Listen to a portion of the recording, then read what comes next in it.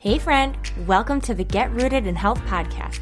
I'm Gabby Flater, a faith-led wife, mom of 3, certified nutrition consultant, personal trainer, and passionate about changing lives. I know how frustrating it can be to navigate the health and wellness world. You want to be motivated to prioritize your well-being and wish you were more educated when it comes to cultivating a healthy home. Maybe you're a mom who's completely burnt out and needs a fresh perspective on life, or you're searching for a place to feel seen, heard, and encouraged in a godly manner. No matter if you're doing the dishes, getting your sweat on, or drinking reheated coffee while watching the kids play, there is always an opportunity for growth. If you are ready to finally take action about these desires and are ready to learn, grow, and transform your mind, then you are in the right place. It's time to establish deeper roots so you can enjoy a more fruitful and fulfilling harvest. Let's dig in. Hey, welcome back to the Get Rooted in Health podcast, guys. My name is Gabby, and we are going to chat about a great topic today that has been brought to my attention from a lot of people, actually, and mainly from a lot of moms, which I am connected to a lot because I am a mom myself. And if you are not a mom yet, or maybe you work with kids or with parents of littles, this would still be a great episode for you because we are going to talk about, feeding your children, like what to feed them, but more along the lines of, snacking and things that are in the foods these days that our kids are eating and how it affects them, how I really try to fight around that, find the best solutions, and just set our kids up for success and yet still let them enjoy life. So it's basically just how we treat ourselves as adults. So before we dive into that, I want to start off with a review. This one comes from Sanj and Chels, Inspiring Mama. She says, "Yes, Gabby, I have been blessed to know you in real life and watch you how you mother, how you are so committed to health for yourself and others, and I have felt your amazing heart. You are truly a gift to this world, and I'm excited to listen to all your episodes, which I'm sure will be jam-packed with inspiration, tips, and loads of an authentic woman who is blazing her own trail, perfectly imperfect. Keep running your race, girlfriend. So excited for this podcast."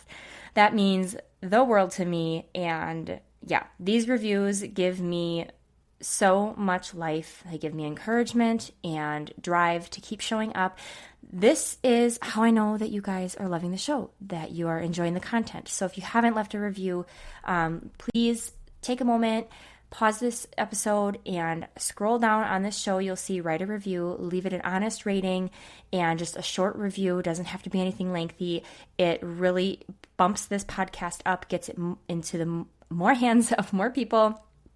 And again, really lets me know how you guys are loving the podcast and that you guys are enjoying it. So I read every single one. So I appreciate you all with that, leaving those amazing comments. So with that being said, okay, so like I said, whether you are a parent or not, maybe you work with kids, maybe you work with parents of littles, whatever you might be involved in with a career or passion or interest. We have kids all around the world. So or maybe you want to have children and you are wanting to kind of fill up your resource bank. I better set this pen down or I'm going to be clicking it and you guys are going to hear clicking throughout my entire podcast. And that would be annoying, wouldn't it? Any other fidgeters, right? Okay. Back on track. But maybe you want to have children and you really want to start filling your resource bank up with just these kinds of conversations and topics and knowledge so that you can set your kids up for success and kind of know the best ways to, give your kids the best. So, to be honest, do kids really even eat a meal? I wish, I always just wonder back in the day when there was no TV and no, Costco's to go to and get bulk, bars and veggie straws and raisins and chips and all the things. What did kids do? Did they ask their ma and pa for snacks all day? I really just wish I knew. And honestly, my hypothesis is they probably ate because it was just not a culturally known thing, they probably, I mean, they just ate what was given at breakfast, and it was a very rich, I mean, they probably had their own cows, or they had a neighbor down the, dirt road that had one. They had some very rich raw milk. They had whole grain things. They had quality, eggs. And I mean, honestly, they probably just had the best of the best, and it filled them up. It kept them full. Because when you eat high quality, rich, nutrient rich foods, you're not reaching for the next thing, because they didn't start their day with a muffin or their day with a cup of juice. Like,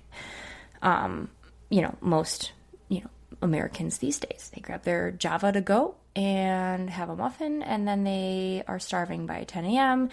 And yeah, they just feed the cycle. So honestly, yeah. So we just live in a different day and age. Our kids ask for snacks all the time. And I'm like, I'm going to be the mom that gets it. I'm going to feed them the right stuff so that they don't ask for many snacks. And it's just not the thing. They just, even if I call it breakfast, no, me want a snack, Mom. We're going to have breakfast. No snack. Okay, we're going to have a snack, but it's breakfast in my mind. You gotta work with them. So I know you feel me, moms.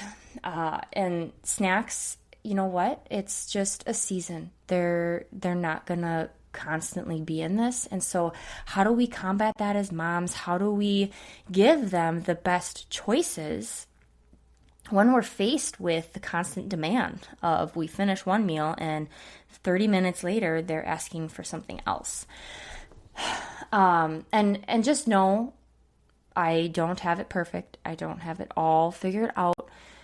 And I'm not here to tell you that I do, but I'm here to shed light on what I have learned, what I implement, and how I shop and where I shop and what I look for in foods to feed my children for snacks and meal times. And, just to touch briefly, meal times, they just eat what we eat, unless it's like a special night when we want a at-home date night and we just whip up something quick for the kids, and then, hey, we pop on a movie and maybe we whipped up something nicer for us. Like, parents, you can do that.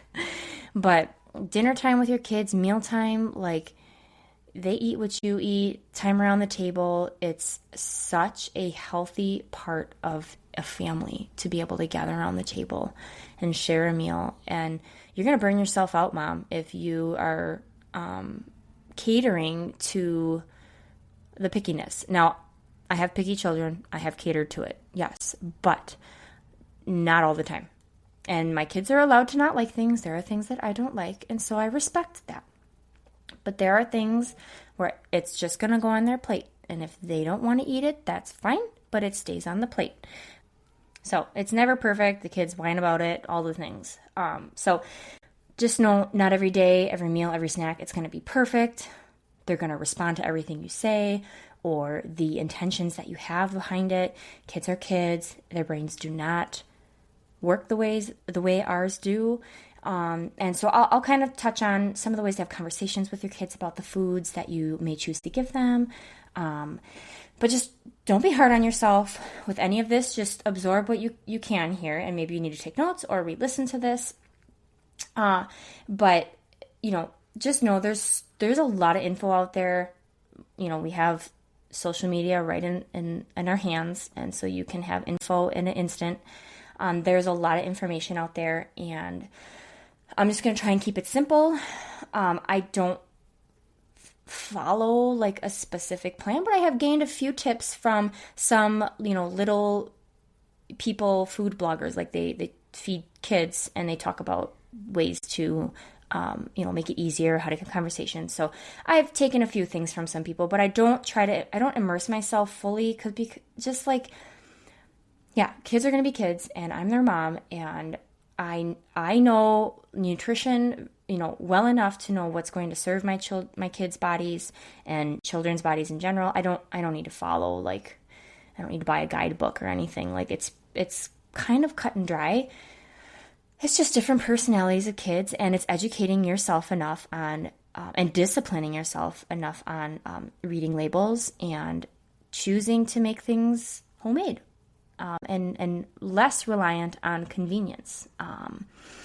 And that does come with discipline. It comes with shifting a little bit, making a little more time, getting resourceful, all of those things, so that you can better set your kids up for success. Because I think most of us would say we would do the same for ourselves. We want the best for ourselves. We don't want to land in the doctor. We don't want to land with an illness or a diagnosis of some sorts, or extra weight gain because of poor eating and exercise. We would want the same for our kids, and so we need to treat it the same, because those little people are in such crucial times in their lives where their brain and their gut and everything is developing, and it's just really important. One of the things that is super important, and this isn't rocket science, and I think most of you would agree with me, that when you feed a child in the morning, so when we wake up, this is for adults too. If you're reaching for the carb/sugar heavy, sugar laden foods and coffees or drinks, that is going to set you on a roller coaster ride of glucose spike and drop. You're going to struggle with mood swings. You're going to have an energy crash, because your body needs some fat and protein in the morning. And so if you can really focus and hone in on getting fats and proteins in, you can have a carb with it. I'm not saying carbs are bad, but when we're starting our day with something that's going to raise your insulin levels and raise your heart rate and get you like all hyper inside and like, okay, I feel energized, but you're going to feel a crash pretty soon after that, or you're going to feel really hungry after that. I don't know how a lot of us lived on just having some cereal in the morning with skim milk. Like, what in the world? Why? I don't even know that my kids, they semi-understand cereal, but like it's just not a thing in the house. But at times I'm like, hey, let's try this cereal. And they're like, what's that? And I'm like, so you use a spoon, you dump some milk in there or some almond milk. And yeah, so I think they get it now, but we do not make that a staple breakfast in our home. We just don't. But yeah, really incorporating that with meals and snacks. If you want your children to have a quality snack that actually fills them up, don't give them just veggie straws. Don't give them just a granola bar. Like, there needs to be some sort of fat or protein, like a beef stick or some cheese or some nut butter, whether it's peanut butter, almond butter, whatever your kids like. Nuts, like cashews, peanuts, walnuts, almonds, like get them excited. Let them make their own little trail mix with some raisins. You can even put some dark chocolate chips in there or whatever, like make it fun. Add a couple pretzels, like just make it enjoyable, but getting them to consume more than just the carbs and the sugar, because that is in the end where a lot of us struggle with, why are they hungry again? Or why are they moody? Or, all the things. And it's a lot to do with the food. So full longer, fats and protein, okay? And then how it affects their mood is insane, okay? We'll talk about some of the things that you should look for and not look for, or some of the things on food labels that you want to look for that you don't want on the label of something that you might buy. Because these things, no wonder our kids struggle with ADD, autism, diabetes, obesity at a young age. I mean, all these things are becoming such an epidemic in this country, and it's because kids are not properly taught how to fuel their bodies with a purpose. And we need to have conversations with them around food and talk to them and show them how food is grown. Take them to a farmer's market. Take them to the grocery store through the produce aisle and the meat. Take them to a farm and have a farm tour. I mean, honestly, they need to know, because food doesn't just get made in a factory and put in a bag. That is fake. And it's filled with things that are meant to give them a party in their mouth and want to come back for more. I'm raising my hand because that's me. Like, when you give me, I don't know, like Doritos, hey, I'm all for, wanting to have a couple, and then I'm like, oh, I better like, get away from this buffet line because I just wanted a couple, and these make me want to have like half the bag because they taste good.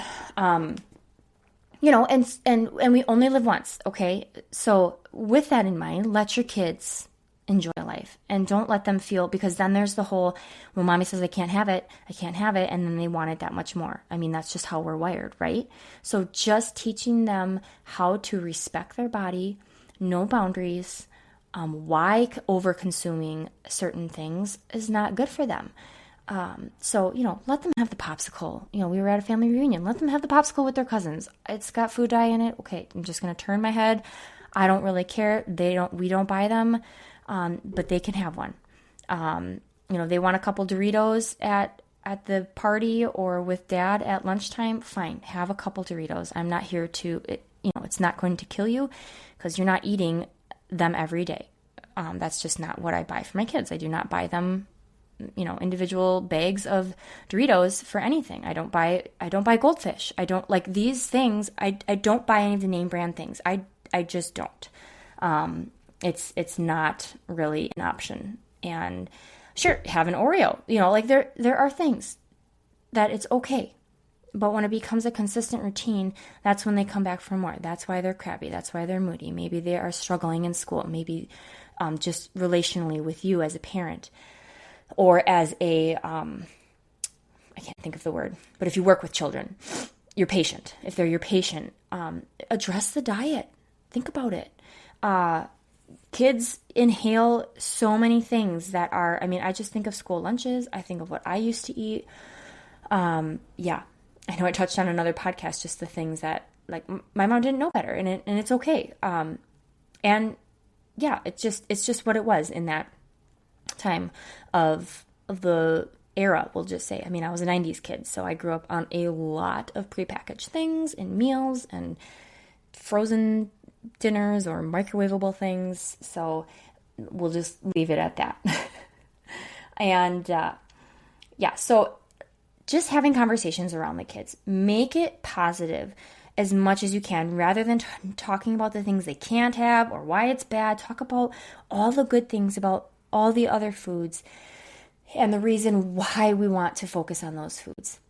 And in a super easy ways, first of all, focus on whole foods. And this is going to be your fruits and vegetables and nuts and, meats and eggs and things like that. But for easy grab and go things, this is like having veggies on hand, having apples in a basket on the table, having oranges, bananas, whatever. And don't get hung up on, oh my gosh, if they have 2 bananas in a day, it's fine.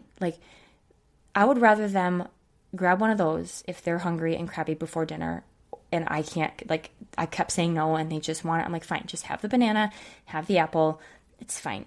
It's a whole food to me. I'm not letting them have chips or veggie straws or, a granola bar or whatever. Having those things visually available.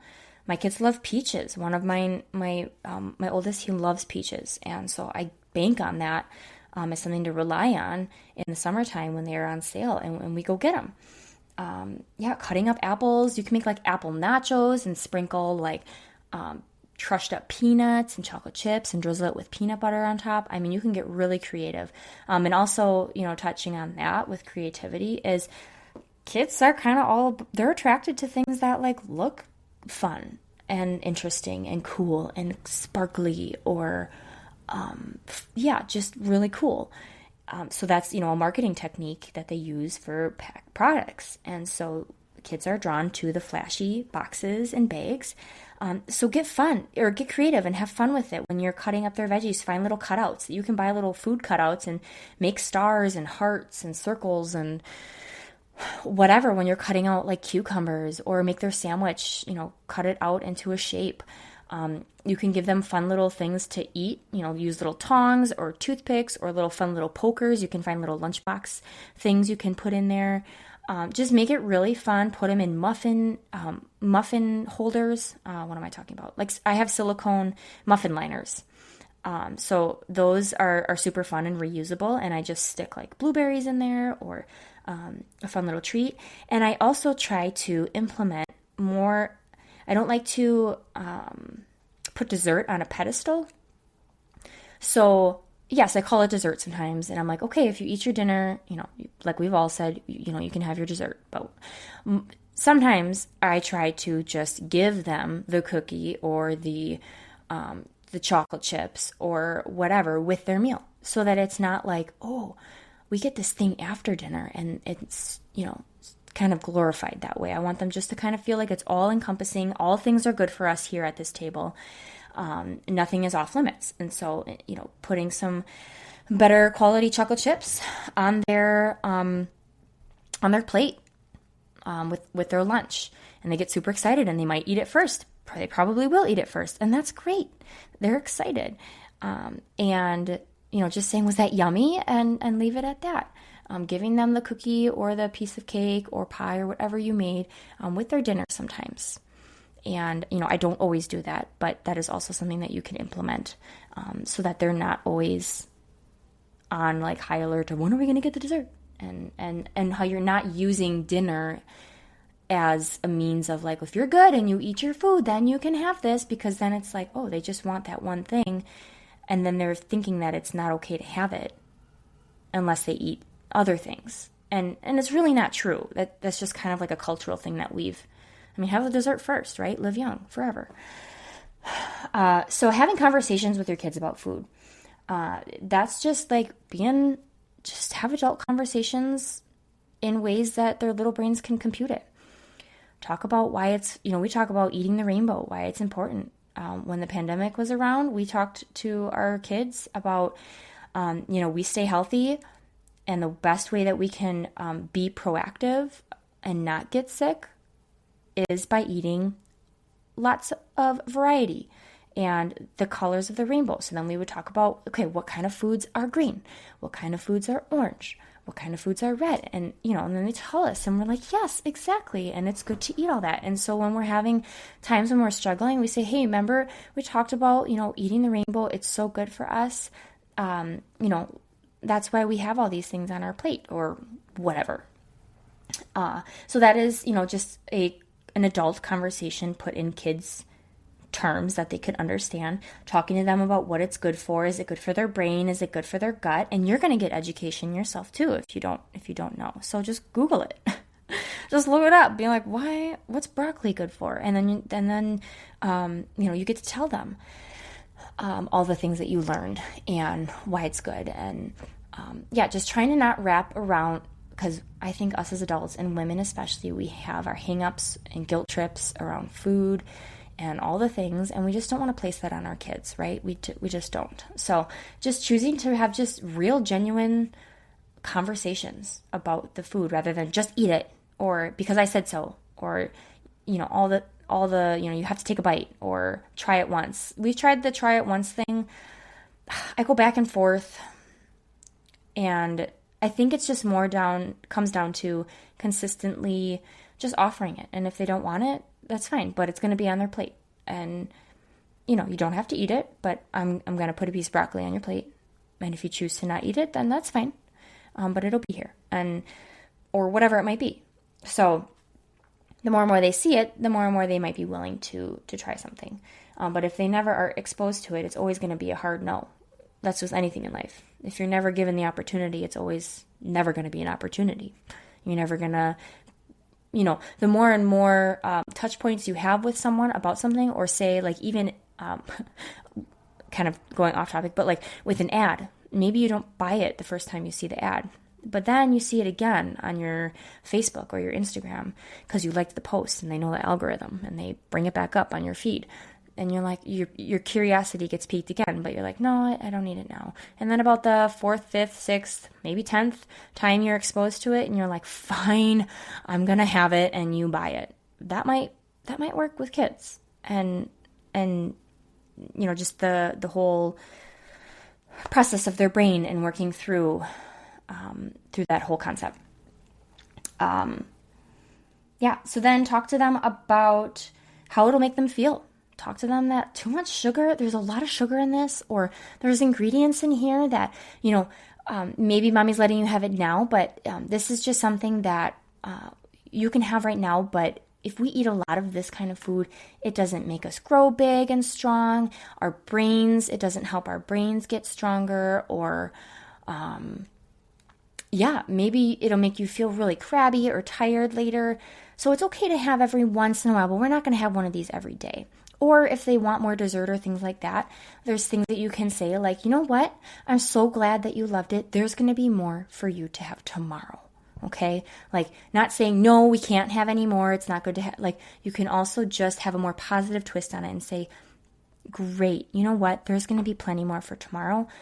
We'll make sure that we save some for tomorrow. There's more where that came from.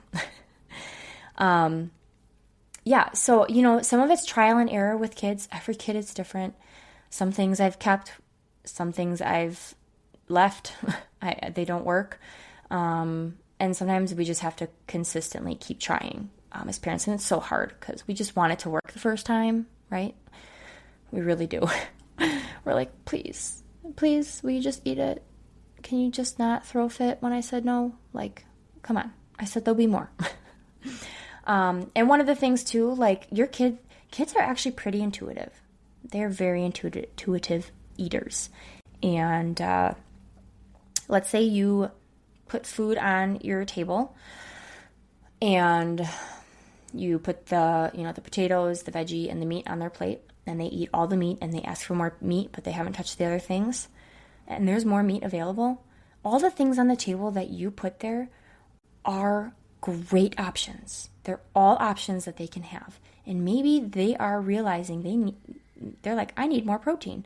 I really liked that. Then give them more. It's okay if they didn't eat the other stuff. And then maybe after the second serving, say, you know what? We should save some for some other people to have, but why, you got some other great stuff on your plate. And if there's more, you can have more later. So really making sure that they know that all the options on the table are fair game, because the goal is to put good quality things on the table at dinner time, and not putting any sort of spin on food that is negative, and making them feel like, why is it not okay to have that, even though mom put it on my plate, but now she's telling me I can't have any more. Like, this has kind of trained us. Isn't it crazy over the years? How our relationships with food. Talk more about it in the positive light than the negative. Prepare things in fun ways when you serve snacks or meals, however you want to do it. You can look up things, you can buy some fun little things, but, do what you got to do. Make it fun in your way.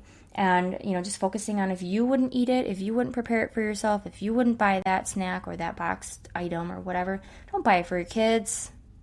Just don't. And just keep in mind too that yes, this is not going to be perfect all the time, and we like convenience. And yes, I buy the veggie straws that are not really veggie straws, and yes, I like them myself. So, these are just things that we don't feed as a snack on a consistent basis, because I know they're it's really just empty calories, and it's just an easy thing for them to munch on and feel like they're getting their fix. And hey, us adults, we want that too, but we more often than not, really focus on the 80% of the time. Okay, choosing to give your kids more nutrient dense snacks, more whole foods. Yeah, go grab an apple. I let my kids just grab an apple and eat it, and half the time they get wasted or half eaten, and I try to throw them in the fridge and repurpose them, but then they're like, it's brown and I don't want it, it's gross. And I'm like, well, that's because you didn't finish it.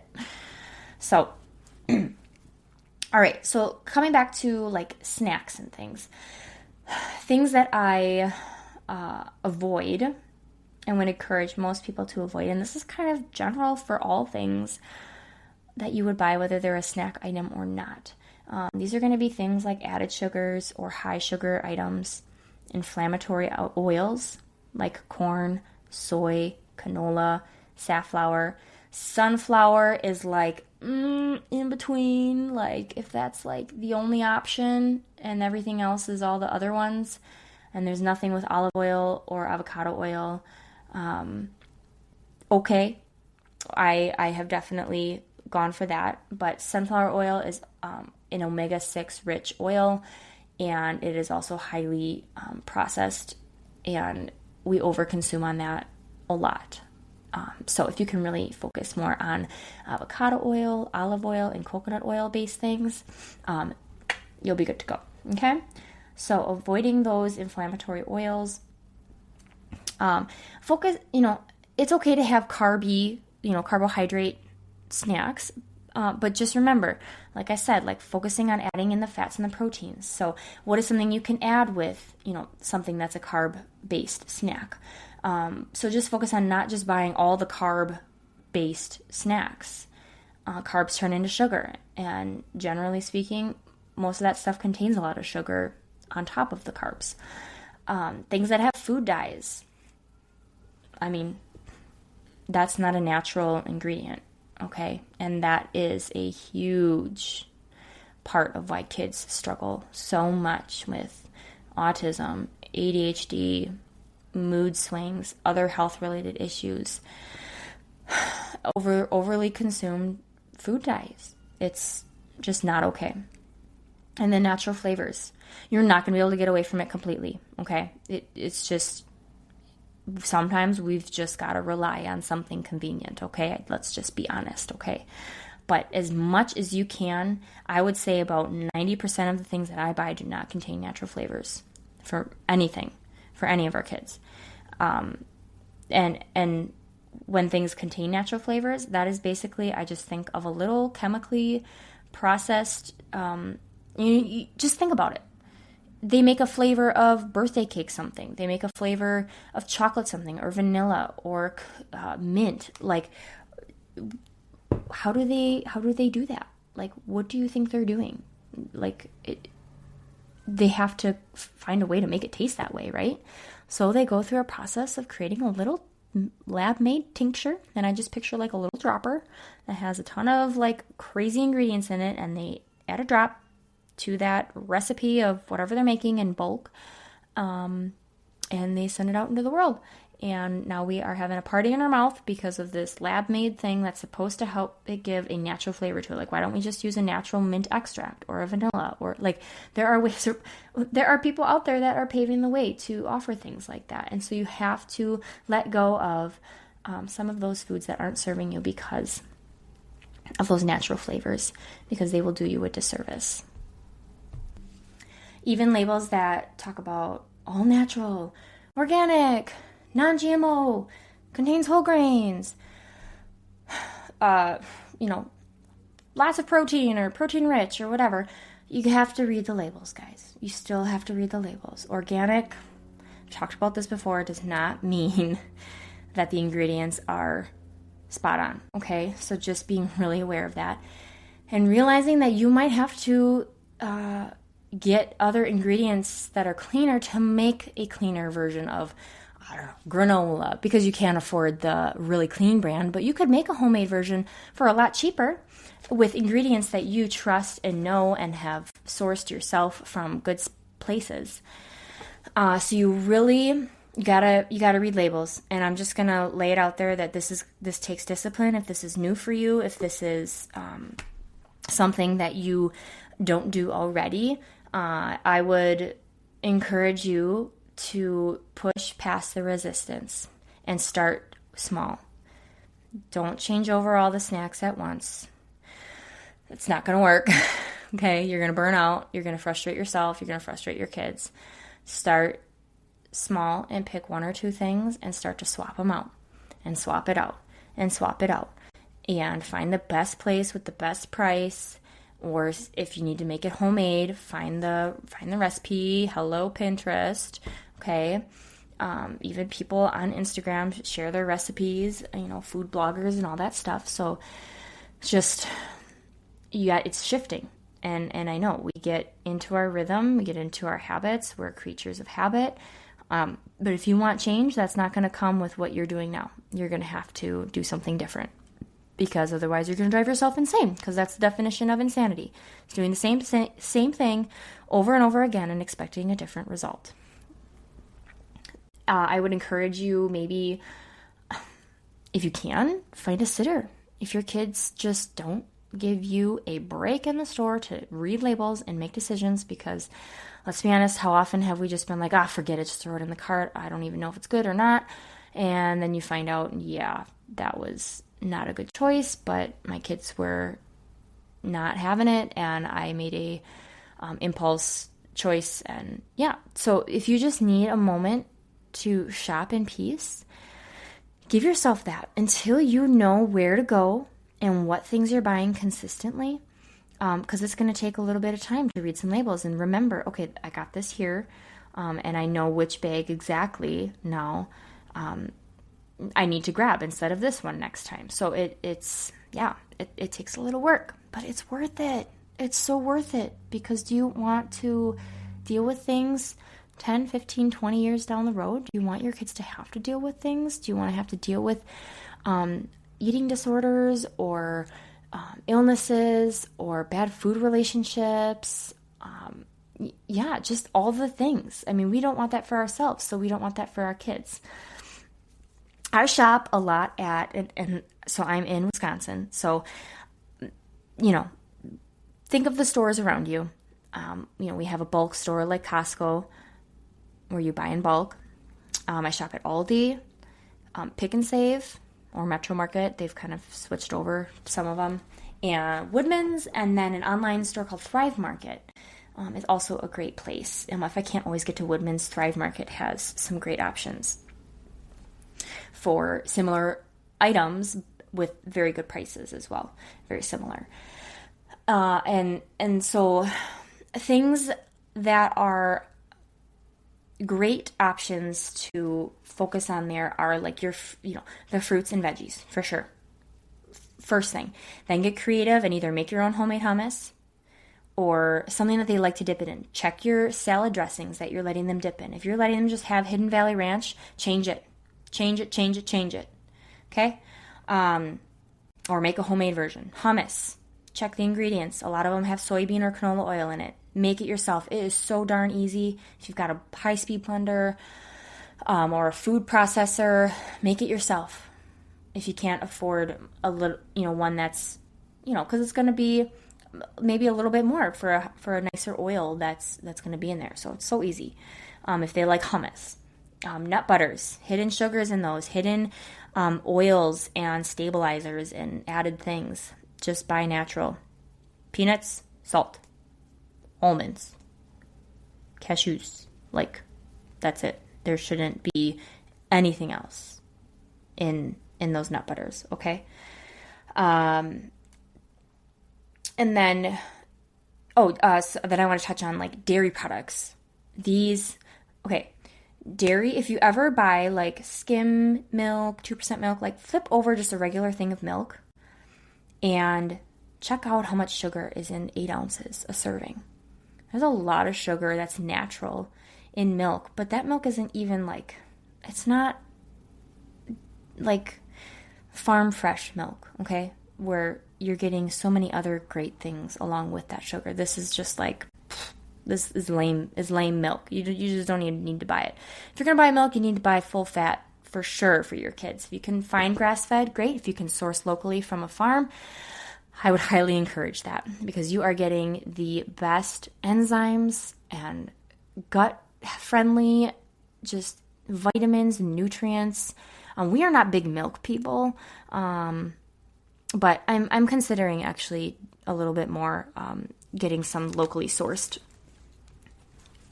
cow's milk from a farm. I'm getting it more raw and real, and kind of figuring out what that looks like for our family and implementing that for something to drink. But if you're just letting kids drink endless crappy milk, I'm just going to put it that way. Think of what is fed to those cows and then what's going into your kids' bodies. It's just all how they can mass produce it for the country and put make money off of it. There's no nutrition in it. I'll just be honest. I would buy the milk and I'd feel like, why would I give this to my kids? There's nothing in it.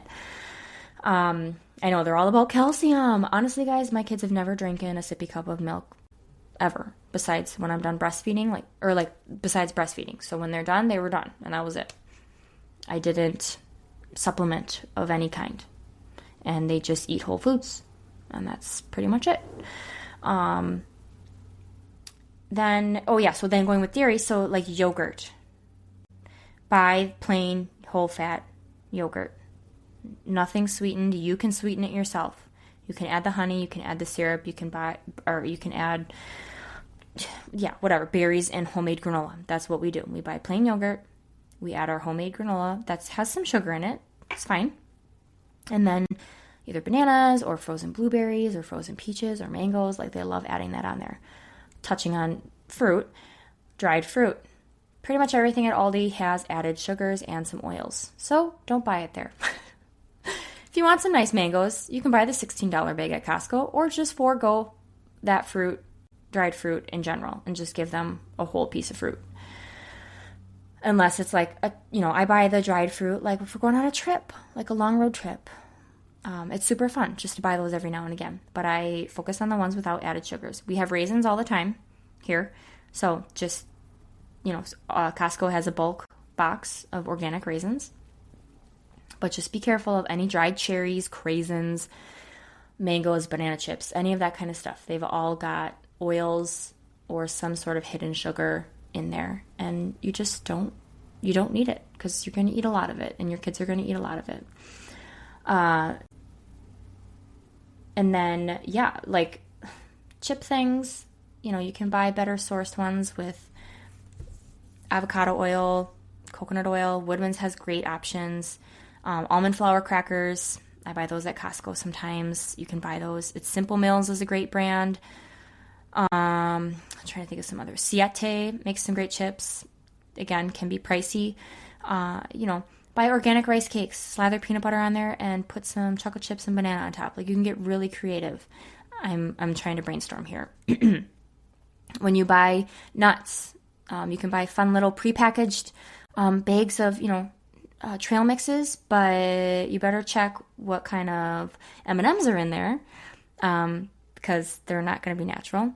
How much sugar versus like fat and protein are they really consuming? Like, you got to read those things. Trail mixes, they're just majority of like inflammatory oil, processed nuts, and then a bunch of sugar. So you're better off making your own. Sometimes Costco carries a decent mix that you can find. Generally, I try to buy all the ones without added raisins and peanut or chocolate chips or craisins or whatever, and we add them in ourselves. Unless we're going for convenience, guys, and we're traveling and all the things. Hey, sometimes you just kind of give and take. Or I look on Thrive Market and I see what options there are. Mac and cheese. Are there ways that you can make it homemade? Or I buy the Annie's sometimes, but it's not perfect, and it's okay. It gets us by sometimes and is a fun thing, and they enjoy it. And I've taught my son how to make it, and we add tuna and peas to it for some protein and a little green. And we give and take. But mostly, having carrots. They love carrots on hand. Buy the pre-made little guacamole packs. Just check the ingredients. I'm just going to drive that hole in the wall, or whatever you call it, hole in the ground. I'm going to drive that hole in the ground every time. Read the ingredients. Check for added anything. It should really just be like avocados, water, salt, lime juice maybe, or lemon juice, maybe some cilantro, but like, there should be no natural flavors. I mean, why do you need that? Like, why? Sometimes I ask that. Like, everything else is spot on, and I'm like, why does there have to be natural flavors? Like, I just wanted to buy this, and now I'm feeling like I can't. I can, but like, I don't want to.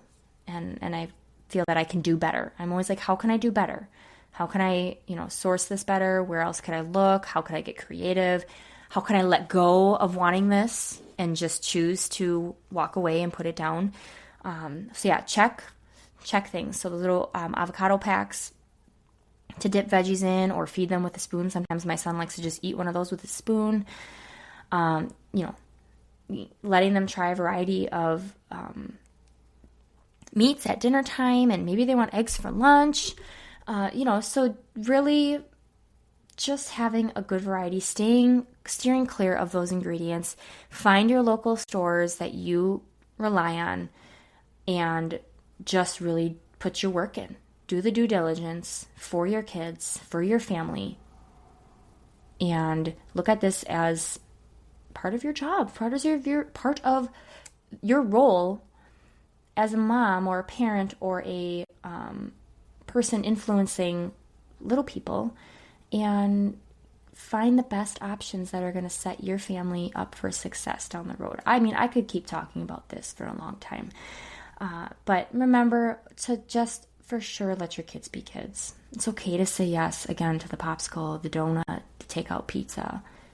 We just had Domino's last night because it was a crazy bonkers day, and we decided to take our kids to some rescheduled fireworks for the 4th of July, and it was super late, and we were not going to be home, and pizza sounded good, and, you know, my husband's always on board for that, so that's what we did. And that's just a part of the ebb and flow of it all, but man, I've done the work. And I still do. Read labels at the stores. I find our go-tos. So I'm trying to brainstorm a couple more things in terms of snacks that I had not written down. But again, really just plotting out, maybe pick one store and, you know, start comparing things and be like, wow, I used to buy all these things and now I feel like I can't buy anything at this store. Aldi, you'd be surprised, you can find a good handful of things, but you probably can't, actually you won't be able to rely on it for everything. And if you live in the area that I do, in Wisconsin or Midwest area, I would say Metro Market and Pick and Save for sure have upped their game, their prices, their sales, their coupons on healthier things. Do it, use it, and maybe get a little more familiar with another store. Meijer's is another great place. You can find options. And just, go crazy and read those labels, make the best decisions, and I hope that you see the reward. You will reap the rewards over time. And you could grow a garden too. That's also something that's super fun for kids to get in touch with how food is made. And then to see them in awe of it and pick a bean, Mom, can I have that? Yeah, pick a piece of lettuce and eat it. Yeah, go ahead, buddy. Raspberries, tomatoes, like anything. And even if they don't like it all, like they at least tried it, or they, were just part of harvesting it. It's a beautiful thing, getting your kids involved. Because if they never are a part of grocery shopping, if they're never a part of the conversations around food and why it's good for you and what is better for you and what is better in balance for you, it's all about how you use your words and how we talk about it and respond to them. And they're just curious, and of course, they're just like us, and they know what they would want all the time if we just let them. Like, if we just ate ice cream all the time and fed that impulse, like, we would be having some problems, okay? So I'm going to leave it at that. That was a lot. I really hope this was helpful. It's hard to give a lot of, let's say, name brands of things. Again, you've got to go to your stores. A lot of stores have started to do better. Just don't take the box at face value.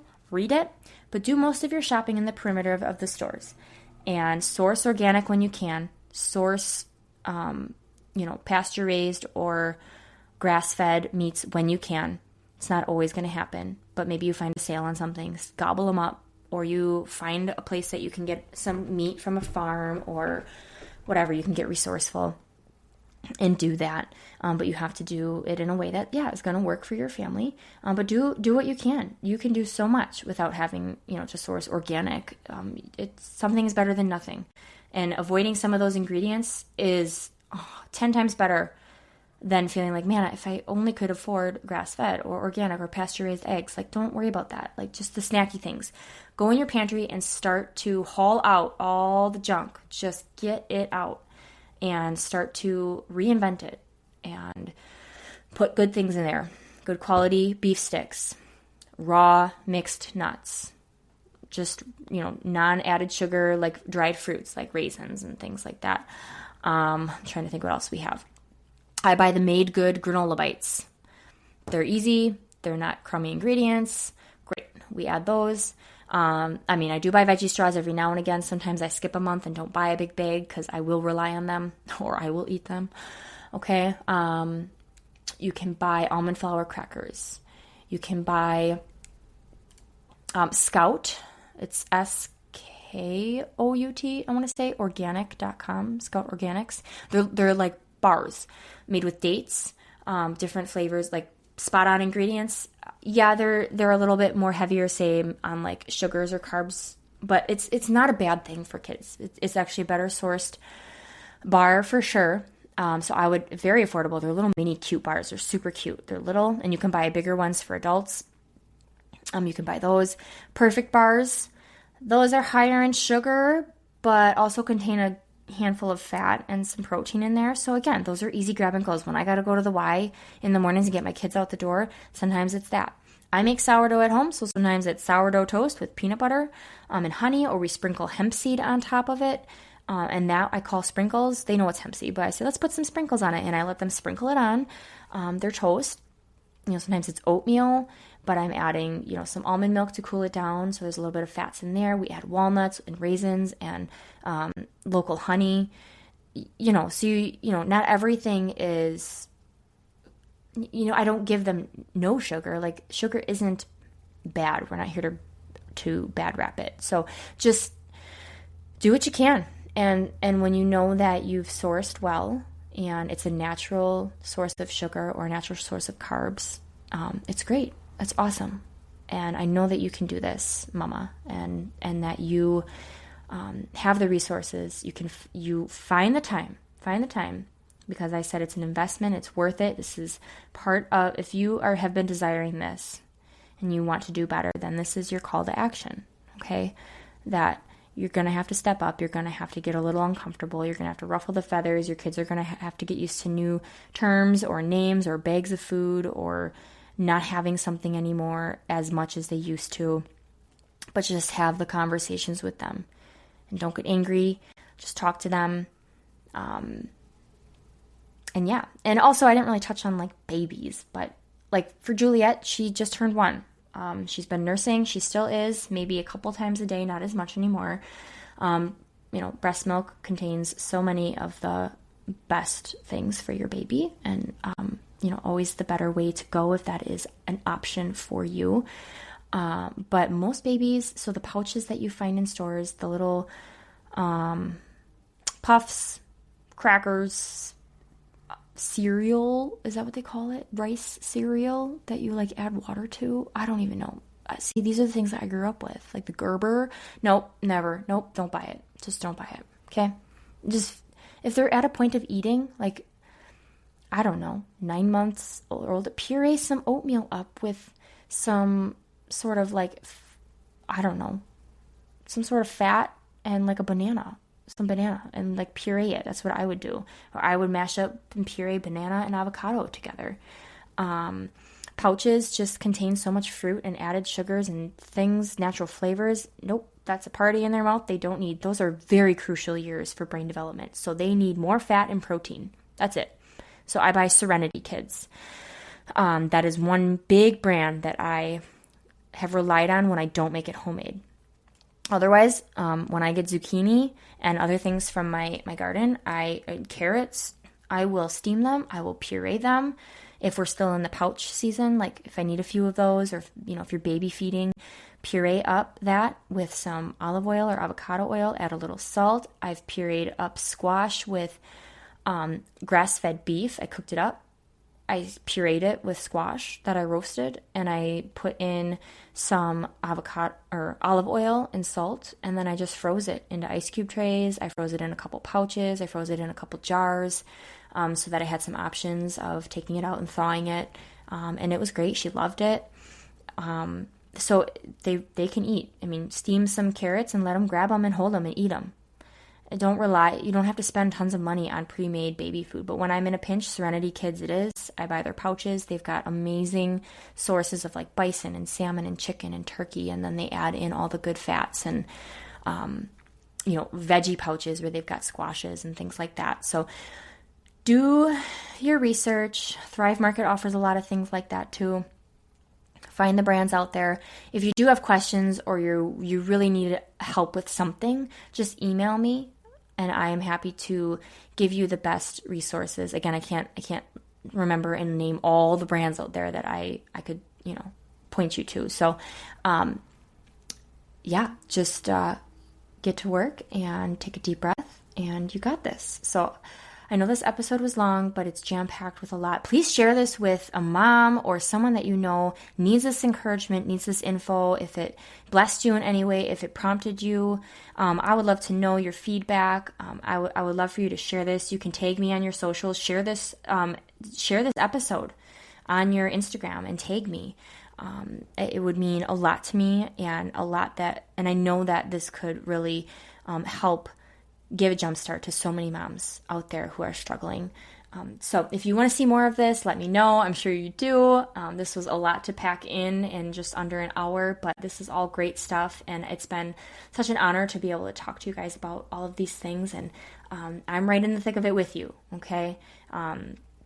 Don't focus on perfect, just focus on consistent and just the willingness to show up every day for what's best for your kids and for you. And you know, you're their mom, and you do with the information that you want and what matters to you. I can't make things matter to anyone, but I share this out of what's become important to me and what my eyes have been open to, and I hope to spread that and open other people's eyes and hearts to information and new ways of just living, so that we can all live a better life full of health and happiness and vibrancy and less aches, pains, less illness. It's a fallen world. We weren't guaranteed, we're not guaranteed tomorrow. So also remember that, because we can do all the things, and life can still be taken away from us in an instant. And yeah, so sorry to leave it on such a heavy note there, but so thankful for you guys. I hope that this blessed you. Have an amazing week, and we will chat again soon. Bye.